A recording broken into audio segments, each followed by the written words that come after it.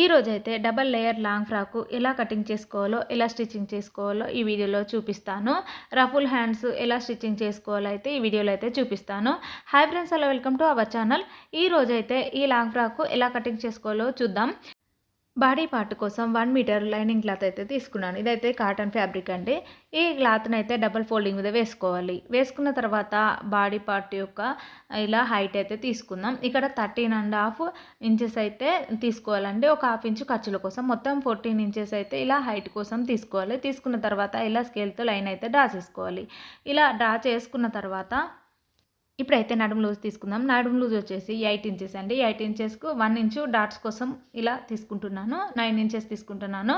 ఖర్చుల కోసం అయితే 1.5 ఇంచెస్కి అయితే ఒక మార్కింగ్ చేసుకోవాలి. ఇక్కడైతే చెస్ట్ లూజ్ తీసుకుందామండి. చెస్ట్ లూజ్ వచ్చేసి 8 ఇంచెస్ ఉందండి. 8 ఇంచెస్కి అయితే ఒక మార్కింగ్ చేసుకోవాలి. ఖర్చుల కోసం అయితే 1.5 ఇంచెస్కి అయితే మరొక మార్కింగ్ చేసుకోవాలి. ఈ రెండు మార్కింగ్లను కలుపుతూ ఒక లైన్ అయితే డ్రా చేసుకోవాలి. ఇప్పుడైతే ఫుల్ షోల్డర్ అయితే తీసుకుందాం. ఫుల్ షోల్డర్ వచ్చేసి 6 ఇంచెస్కి అయితే ఒక మార్కింగ్ చేసుకోవాలి. ఇలా మార్కింగ్ చేసుకున్న తర్వాత 3 ఇంచెస్ షోల్డర్ కోసం, 3 ఇంచెస్ నెక్ కోసం అయితే తీసుకుంటున్నానండి. ఇలా మార్కింగ్ చేసుకున్న తర్వాత ఇప్పుడు చంక డౌన్ కోసం అయితే ఒక మార్కింగ్ చేసుకోవాలి. ఇప్పుడు పైన ఫుల్ షోల్డర్ ఎంత తీసుకున్నామో కొంచెం కింద కూడా అంతే తీసుకోవాలి. తీసుకున్న తర్వాత ఈ రెండు మార్కింగ్లను కలుపుతూ ఒక లైన్ అయితే డ్రా చేసుకోవాలి. ఇలా లైన్ డ్రా చేసిన తర్వాత ఇప్పుడు నెక్ హైట్ అయితే తీసుకుందాం. ఇక్కడ బ్యాక్ నెక్ హైట్ వచ్చేసి 7.5 ఇంచెస్కి అయితే ఒక మార్కింగ్ చేసుకుంటున్నానండి. ఇలా ఒక మార్కింగ్ చేసుకున్న తర్వాత ఇప్పుడు మనం పైన 3 ఇంచెస్ తీసుకున్నాం కదా, కింద కూడా 3 ఇంచెస్ తీసుకొని ఈ రెండు మార్కింగ్లను కలిపితే ఒక లైన్ అయితే డ్రా చేసుకోవాలి. డ్రా చేసుకున్న తర్వాత ఇప్పుడు కర్వ్ స్కేల్తోనే మనం రౌండ్గా నెక్ అయితే డ్రా చేసుకుందాం. ఇక్కడ బ్యాక్ సైడ్ వచ్చేసి నేను రౌండ్ నెక్కే పెడుతున్నాను కాబట్టి ఇలా రౌండ్గా డ్రా చేసుకుంటున్నాను. ఇలా డ్రా చేసిన తర్వాత ఇప్పుడైతే చంక డౌన్ కోసం అయితే 6.5 ఇంచెస్కి అయితే ఒక మార్కింగ్ చేసుకున్నాను. ఇలా ఒక లైన్ అయితే డ్రా చేసుకున్నాను. మరి కొంచెం దూరంలో కూడా 6.5 ఇంచెస్కి అయితే ఒక మార్కింగ్ చేసుకోవాలి. ఒక మార్కింగ్ చేసుకున్న తర్వాత ఈ రెండు మార్కింగ్లను కలుపుతూ ఒక లైన్ అయితే డ్రా చేసుకోవాలి. ఇలా డ్రా చేసుకున్న తర్వాత ఇప్పుడైతే మనం ఇక్కడ సైడ్ జాయింట్ కోసం మనం ఇలా మార్కింగ్ చేసుకున్నాం కదా, ఆ రెండు మార్కింగ్లను కలిపి ఒక లైన్ డ్రా చేసుకోవాలి. ఖర్చుల కోసం కూడా మరొక లైన్ అయితే ఇలా డ్రా చేసుకోవాలి. ఇలా డ్రా చేసుకున్న తర్వాత ఇప్పుడు చంక రౌండ్ కోసం అయితే మనం మార్కింగ్ చేసుకుందాం. ఇలా టేపును ఇలా షోల్డర్ కింద నుండి పెట్టుకొని 3 ఇంచెస్కి అయితే ఒక మార్కింగ్ చేసుకోవాలి. మార్కింగ్ చేసుకున్న తర్వాత ఇప్పుడు ఈ రెండు మార్కింగ్లను కలుపుతూ ఒక లైన్ అయితే డ్రా చేసుకోవాలండి. ఇదైతే చంక రౌండ్ కోసం మనం లైన్ అయితే డ్రా చేసుకున్నాం. ఇప్పుడైతే బ్యాక్ పార్ట్ డాట్స్ కోసం అయితే ఇలా మార్కింగ్ చేసుకోవాలి. ఇలా టేపును స్ట్రేట్గా పెట్టుకున్న తర్వాత మిడిల్లోకి ఫోల్డింగ్ చేసుకోవాలి. ఫోల్డింగ్ చేసుకొని ఒక మార్కింగ్ చేసుకొని ఆ టాప్ ఇంచు ఈ టాప్ ఇంచు ఇలా మార్కింగ్ చేసుకోవాలి. మార్కింగ్ చేసుకున్న తర్వాత ఇప్పుడు డాట్ హైట్ అయితే తీసుకుందాం. డాట్ హైట్ వచ్చేసి ఇక్కడ 4 ఇంచెస్కి అయితే ఒక మార్కింగ్ చేసుకుంటున్నాను. ఇలా 4 ఇంచెస్కి ఒక మార్కింగ్ చేసుకొని స్కేల్తో ఈ రెండు మార్కింగ్లను కలిపితే ఒక లైన్ డ్రా చేసుకోవాలి. సైడ్ కూడా అలాగే మార్కింగ్లను కలుపుతూ లైన్స్ అయితే డ్రా చేసుకోవాలి. ఇలా డ్రా చేసుకోవడం కంప్లీట్ అయిన తర్వాత ఇప్పుడైతే ఇక్కడ చంక రౌండ్ అయితే ఒకసారి కొలుసుకొని చూస్తున్నాను. ఇది మ్యాచ్ కావాల్సిన అవసరం ఏం లేదండి, ఎందుకంటే డ్రెస్సులు కొంచెం లూజ్గా ఉంటాయి కాబట్టి పర్లేదు. ఒకసారి అయితే చెక్ చేసుకోవాలి. ఇక్కడైతే 7 ఇంచెస్ ఉందండి. 7 ఇంచెస్కి అయితే నేను ఇలా టేప్ను షోల్డర్ కింద కుట్టు నుండి పెట్టుకొని ఇలా చెక్ చేసుకుంటున్నాను. నాకైతే కరెక్ట్గా మ్యాచ్ అయిందండి. ఇలా మ్యాచ్ అయిన తర్వాత ఇప్పుడు బ్యాక్ పార్ట్ ఫ్రంట్ పార్ట్ అయితే ఇలా నిదానంగా కట్ చేసుకోవాలండి. ఇక్కడ నెక్ అయితే నేను కట్ చేయడం లేదు, ఎందుకంటే మనకు ఫ్రంట్ నెక్ ఉంటుంది కదా, అది చిన్నగా ఉంటుంది కాబట్టి మనం ఇప్పుడే ఇలా 2 వేసి కట్ చేసుకోకూడదండి. ఓపెన్ చేసిన తర్వాత మనం కట్ చేసుకుంటే సరిపోతుంది. ఇక్కడైతే బ్యాక్ పార్ట్ ఫ్రంట్ పార్ట్ రెండు కట్ చేయడం కంప్లీట్ అయింది కదా. ఇక్కడైతే షోల్డర్స్ దగ్గర ఒక టక్స్ ఇచ్చుకోవాలండి. ఇలా టక్స్ ఇచ్చిన తర్వాత ఇప్పుడైతే ఇక్కడ నడుము దగ్గర డ్రెస్సు షేపు పర్ఫెక్ట్గా రావడానికైతే ఇక్కడ మనం డాట్స్ పెట్టుకున్నాం కదా, అక్కడ నుండి మనం సైడ్ జాయింట్ చేసే కాడ ఒక హాఫ్ ఇంచు పైకి ఒక మార్కింగ్ చేసుకొని ఇలా క్రాస్గా లైన్ డ్రా చేసుకొని మనం అయితే కట్ చేసుకోవాలి. ఇలా కట్ చేసుకున్నాం అనుకోండి డ్రెస్ పర్ఫెక్ట్ ఫిట్టింగ్తో వస్తుందండి. ఒకసారి ట్రై చేసి చూడండి. ఇప్పుడైతే ఫ్రంట్ పార్ట్లో నెక్ అయితే మనం కట్ చేసుకుందాం. ఇక్కడ చంక లోతు తీయడం కోసం అయితే ముందుగానే నేను ఇలా స్కేల్తో రఫించుకున్నానండి. అదే లైన్ నుండి నేను ఇలా డ్రా చేసుకుంటున్నాను. ఇలా డ్రా చేసుకున్న తర్వాత ఇక్కడ నేను ఫ్రంట్ సైడ్ అయితే ప్రిన్సెస్ కట్ పెడుతున్నాను కాబట్టి ఇక్కడ మనం ఎల్ షేప్ దగ్గర నుండి ఒక 1 ఇంచు లోపలికి అయితే ఖర్చు తీసుకోవాలండి. అది ఎలా తీసుకోవాలో చూద్దాం. ఇప్పుడైతే సైడ్ జాయింట్ కోసం నేను మార్కింగ్ చేసుకుంటున్నానండి. ఇక్కడ నెక్ కోసం కూడా ఒక లైన్ అయితే డ్రా చేసుకున్నాను. ఇప్పుడైతే నెక్ వచ్చేసి మనకు 6 ఇంచెస్ ఉందండి హైటు.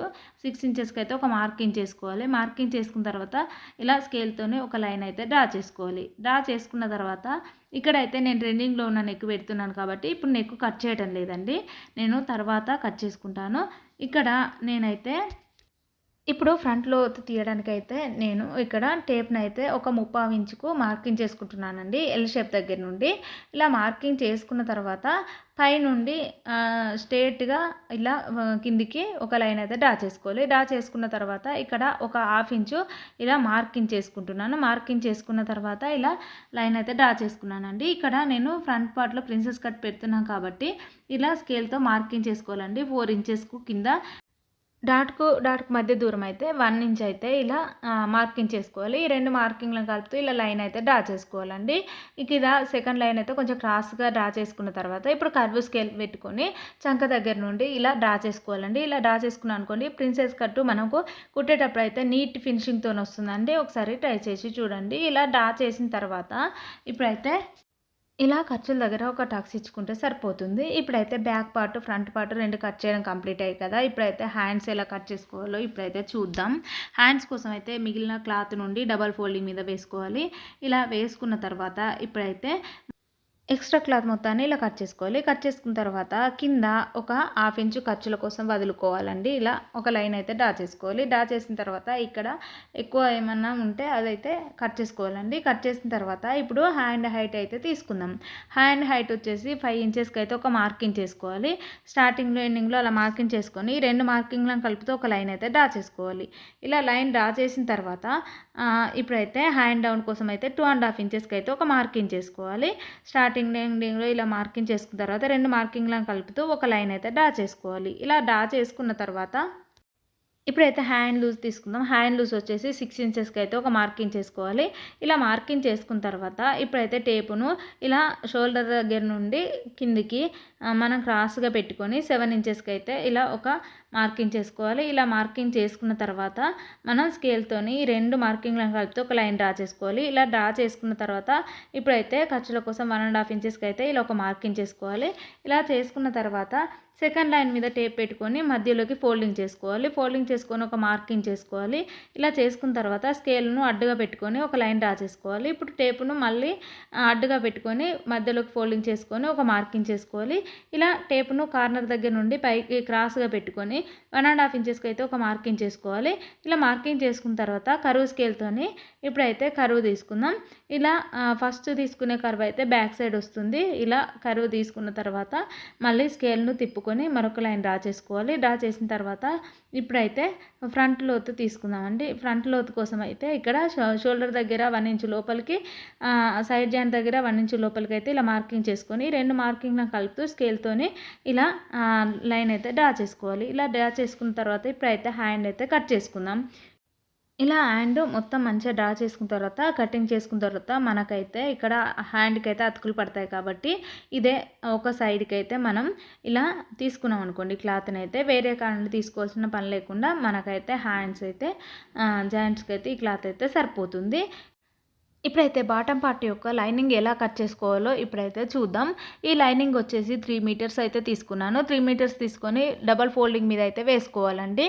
డబల్ ఫోల్డింగ్ మీద వేసుకున్న తర్వాత ఇప్పుడు క్లాత్ను కోన్ షేప్లో వేసుకోవాలి. వేసుకున్న తర్వాత పిన్నులతోని సెట్ చేసుకోవాలండి. సెట్ చేసుకున్న తర్వాత ఇక్కడ పైన తీసుకునేది నడుము లూజ్ కోసం తీసుకుంటున్నామండి.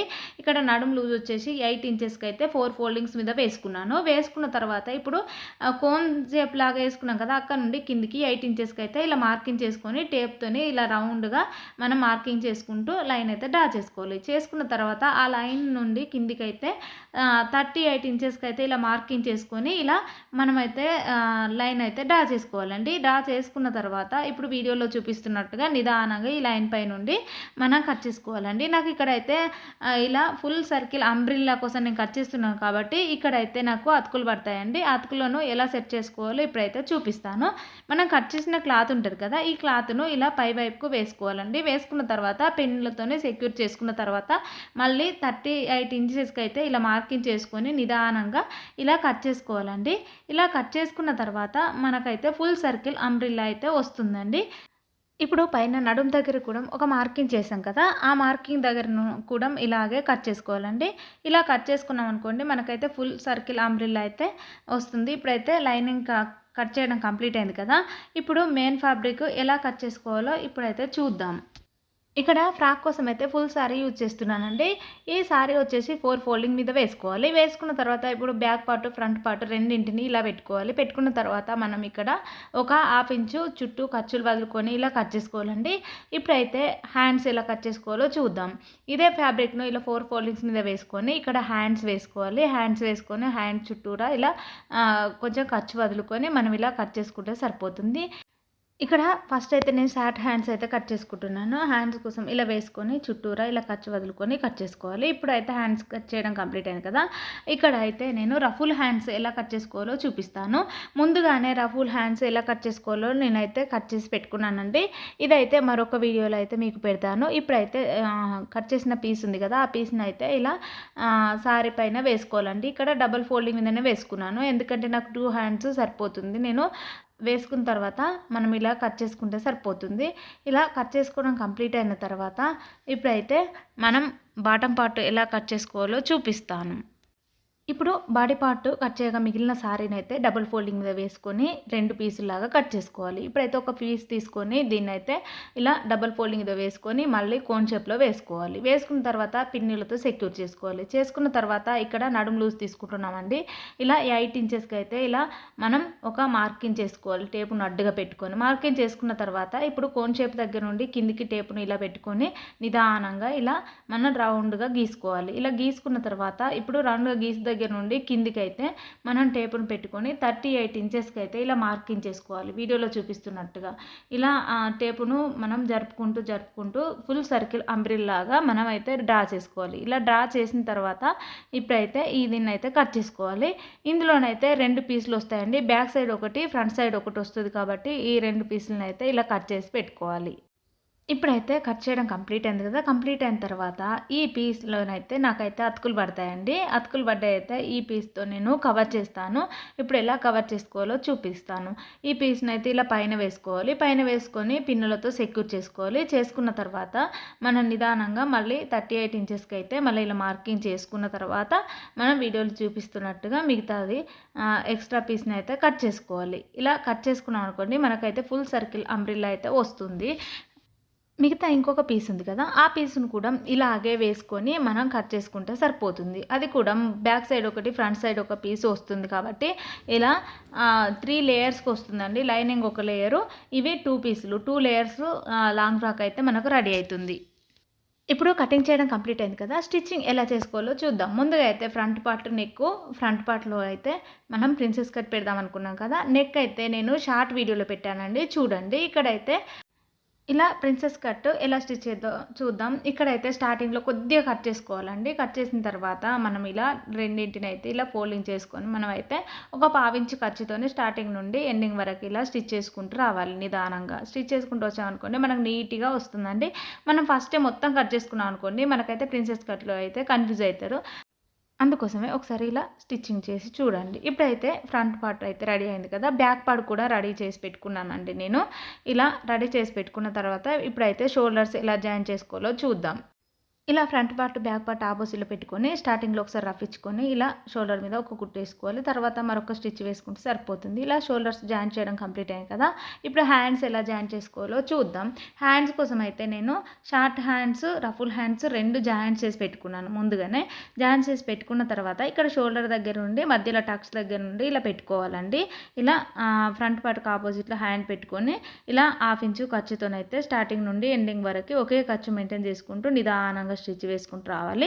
మళ్ళీ షోల్డర్ దగ్గర కూడా ఒకసారి రఫ్ ఇచ్చుకున్న తర్వాత 1/2 ఇంచు ఖర్చుతోనే ఇలాగే మనం ఎండింగ్ వరకు ఇలాగే ఒక స్టిచ్ వేసుకుంటూ రావాలి. ఇలా వేయడం కంప్లీట్ అయిన తర్వాత హ్యాండ్ స్టార్టింగ్ నుండి ఎండింగ్ వరకు ఒక స్టిచ్ వేసామనుకోండి మనకైతే హ్యాండ్స్ అయితే పర్ఫెక్ట్గా వస్తాయి. ఎలాంటి ముడతలు రావండి. ఒకసారి ట్రై చేసి చూడండి. ఇలా హ్యాండ్ జాయిన్ చేయడం కంప్లీట్ అయింది కదా!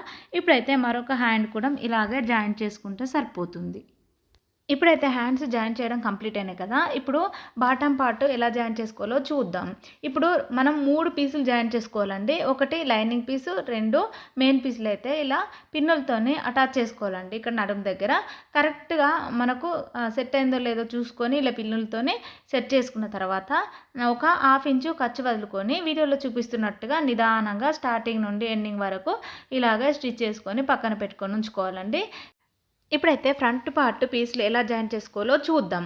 ఒకటి లైనింగ్ పీసు, ఒక మెయిన్ పీస్ అయితే పక్కన పెట్టేసుకోవాలి. ఇది ఇంకోటి పైన వేసే పీస్ ఉంది కదా! ఈ పీస్‌నైతే ఇలా కోన్ షేప్‌లో వేసుకొని మనం ఇలా రౌండ్ సర్కిల్‌గా కట్ చేసుకున్న తర్వాత ఇక్కడ రైట్ సైడ్ నుండి నేను 10 ఇంచెస్‌కి అయితే ఒక మార్కింగ్ చేసుకున్నాను. లెఫ్ట్ సైడ్ అయితే ఇలా నేను 2 ఇంచెస్ వదులుకున్న తర్వాత ఒక మార్కింగ్ చేసుకొని ఈ మార్కింగ్ నుండి ఆ మార్కింగ్‌కు క్రాస్‌గా ఒక లైన్ అయితే డ్రా చేసుకోవాలి.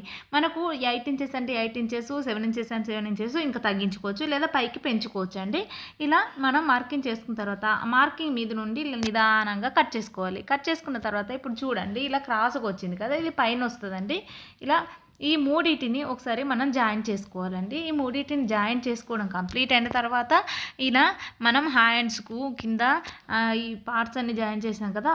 వాటన్నింటికి పీకో అయితే చేసుకోవాలండి. ఇలా పీకో చేసుకున్నాం అనుకోండి మనకైతే నీట్ ఫినిషింగ్ వస్తుంది పర్ఫెక్ట్‌గా.